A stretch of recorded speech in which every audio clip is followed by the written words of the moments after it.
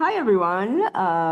My name is KM Jones, and I am the press PR social media person for Beethoven's Hair. We are at Theater Row and in Midtown, and that is going up like we just went up yesterday.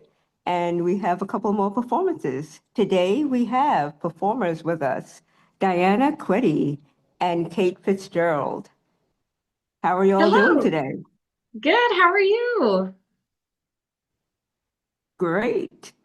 And like I want to say, can you two tell us a bit about your character? And Kate, can we start with you first? Yeah, sure. So I play a young Polish maid named Hannah, who has just recently moved to the United States, and she just started working for Elise's family. And she speaks a fair amount of English, but she has a pretty strong accent. And she is a very religious woman. She left her home, her husband in Poland because he was a gambler, a drinker, and she couldn't handle it any longer. And she had some friends that had moved from Poland over to the United States. This is kind of the backstory that I've created for my character. And at the start of the play, she's very, very nervous because she accidentally put some egg into the pudding that she served Elise's father, that she served Burton. And she's very nervous that Elise knows or suspects that it was her. And so she's kind of constantly trying to um, divert her attention or suspicion from Hannah. But I feel like I'm getting a little bit too much into the story. So that's all I'll say about the character at the moment. Thank you. And Diana, could you tell us about your character?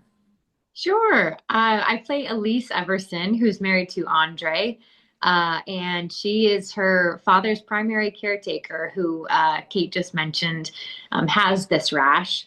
And she is in charge of his health care. She is in charge of trying to get him better. And she's also juggling a lot of ups and downs with her other relationships. Her and Andre have a daughter named Bethy, and you find out through the course of the play kind of the relationship between her and Bethy, between her and Andre, between her and her father, between her and her brother, and the trials and tribulations of just navigating family sometimes, and what it means to be a caretaker and how people take on that role. So it's a little bit about Elise.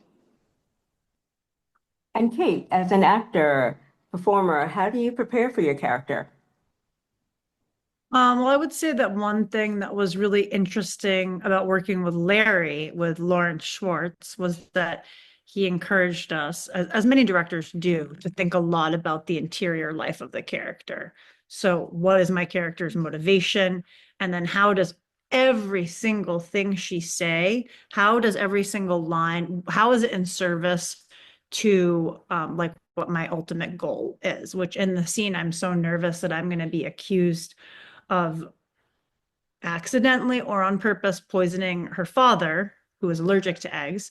And so, literally, everything that she said is to divert Elise's attention from the idea that it could be me. So, she mentions the other Polish maids. Sorry, that's my cat. She mentions the other Polish maids and keeps saying it's not me. And then she appeals to the idea that, Elise is mentions God, she might be slightly religious. So I'll bring up the fact that I go to church, that I believe in God. Just indirectly, she brings up God. And then Elise mentions her sweater, and she sort of, tells the whole story about how she grew up in an orphanage to try to gain sympathy from Elise.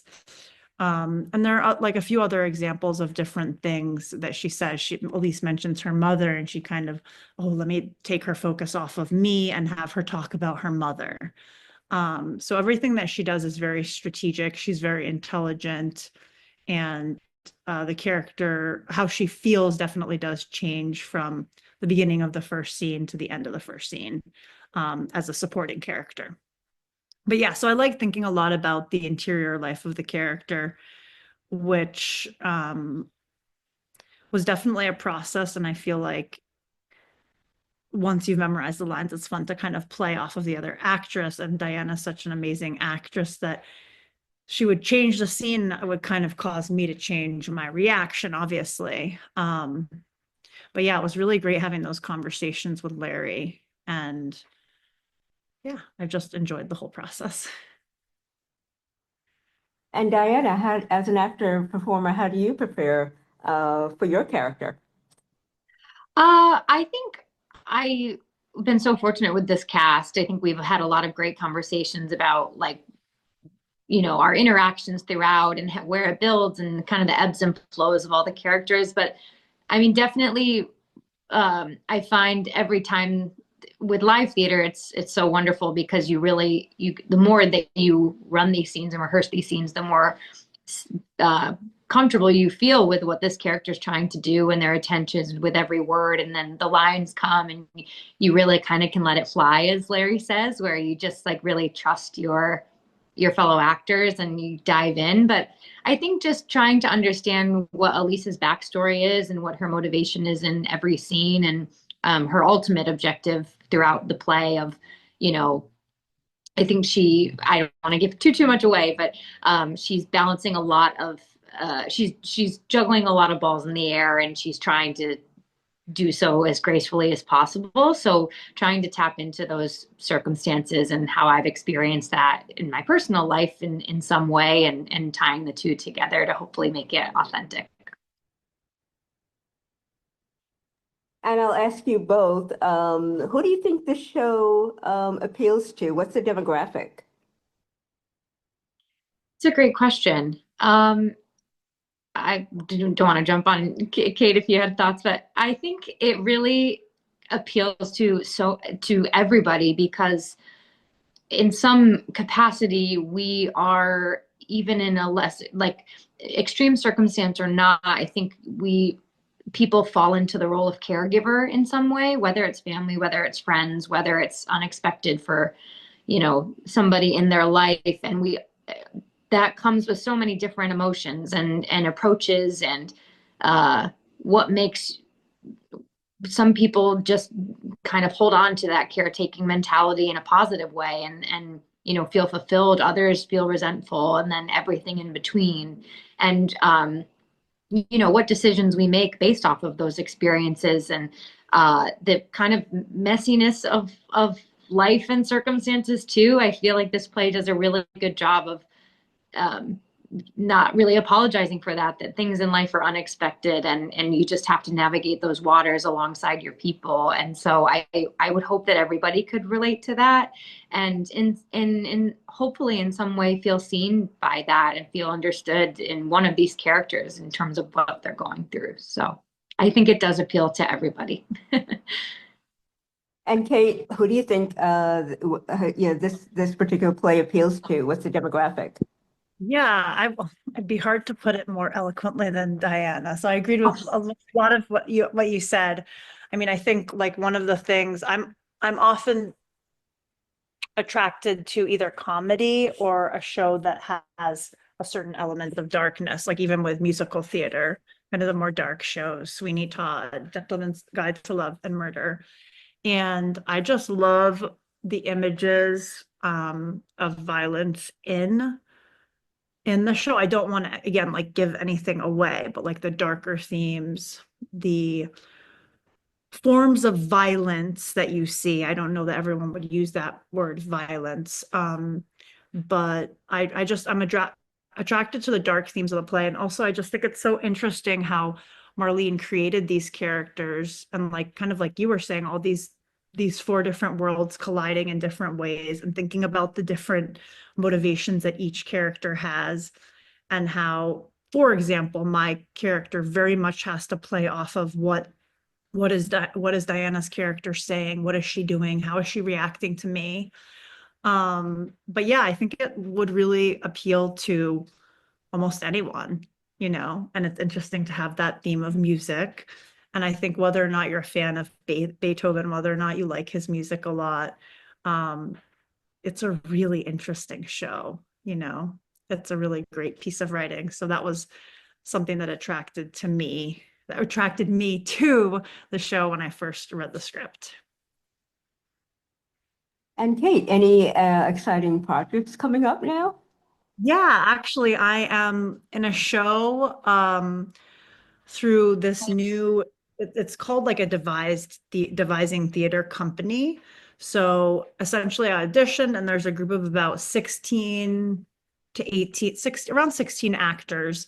And essentially what they had us do once we were cast was they asked us each to suggest a text that was important to us in some way, like a novel, a song, a poem, an excerpt. And we each brought those in and then they chose just two of them. And then they had us do all these really interesting kind of, some people would say strange improv exercises based on different elements of those two chosen works. And one was actually a poem, and the other one was an excerpt from a novel that was kind of apocalyptic. And essentially, we came together for about 2 different weeks, a couple 3-hour rehearsals, and then the in-house playwright, having seen us create these different characters and scenes together in smaller and larger groups, created some characters based on what they saw were our abilities as actors. And so they cast me as this diva actress named Jennifer. And the one play that I'm in, there's multiple plays with smaller groups of actors. And we're performing at the Tank on May 16th. So that's kind of soon, sort of exciting. And I don't want to tell too much about my play, but essentially this actress is going to have the opportunity to work with a director that she's worked with before. And she suddenly realizes that he's in love with her and she's so not into him. So that's a part of that whole scene. It's a very interesting group of people. I sort of, once I got cast, I thought, well, I don't know what this is all about. And then I got to the first rehearsal and I was so impressed by the level of talent of the other actors. But it's been nice to be in a show with such a tight knit cast of 4 people and a playwright and a director that care so much about the cast and about the production itself. So yeah, if anyone wants to check it out, it's at the Tank. And I guess you could follow me on Instagram, or I guess look at the Tank website. But yeah, my Instagram is at Kate_Fitzgerald without the vowels. So FTZGRLD. But yeah, I don't have like an actor website. So, oh, and I'm also in a full-length feature film as like a detective cop character, supporting character. It's a full-length feature film and it's like a political thriller that is kind of a critique of the police system in New York City. So that's That's amazing. And Diana, do you have any exciting projects coming up? Yeah, I actually I'm a singer-songwriter and I've just started kind of dabbling in poetry. And so I just put out an album, well, not just, I put out an EP, a debut EP in December 2023, so a little while ago now. So more music to come, hopefully very soon. I just put a poetry series out last year that is on my Instagram, at DEQUETTI. And then I just wrapped an NYU student film short coming soon. And then I did a feature film in Massachusetts called Baguette with Continental Playmakers. And that should be coming out hopefully in the spring or summer.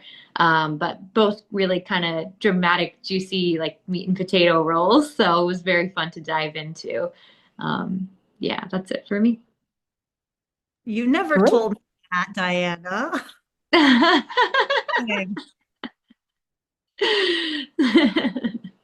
That sounds great. And how can people find out about Beethoven's Hair? Great question. So there's a Facebook page dedicated to it, just titled Beethoven's Hair Play, I believe. And we are featured on Broadway World and Theater Mania if you just Google Beethoven's Hair or either one of those websites. I think both of our Instagrams, we feature and shared the post with the link directly to the Theater Row website where they have they host the ticket portal. So if you Google Theater Row, or I think it's bfay.org, if I'm remembering the link correctly. But easily findable on Google, and you can get your tickets there or call the box office. Thank you, ladies, and much success in the future. So we Thank will you. continue our interview, and we are concluding our interview, and thank you very much. Thank you so much, Kim. We appreciate it. Appreciate it. Yeah, thanks. Thank you.